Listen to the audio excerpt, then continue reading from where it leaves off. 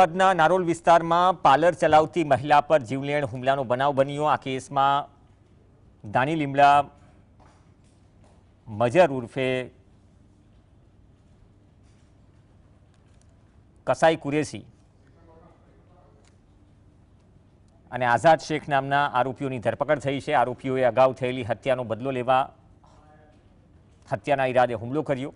હુમલામાં ઈજાગ્રસ્ત રજિયાબાનુના દીકરા ઇઝુબ અલી ઉર્ફે લલ્લા સૈયદ વર્ષ 2024માં આરોપી મજર કુરેશીના ભાઈ ઝુબેર કુરેશીની અંગત અદાવતમાં હત્યા કરી હતી।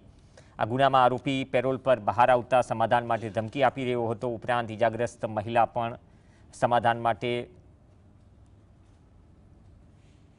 ધમકી આપતી હતી, જેથી ઉશ્કેરાઈને હત્યાનો બદલો હત્યાથી લેવા માટે બંને આરોપીઓએ સાથે મળી હુમલો કર્યો હતો।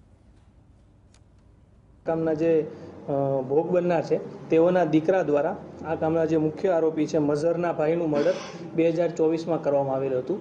જે અનુસંધાનની જૂની 2024ની અદાવત રાખીને આ કામના બે આરોપી દ્વારા આ જે ભોગ બનનાર છે તેઓ ઉપર ખૂનની કોશિશનો કાર્યવાહી કરવામાં આવી છે।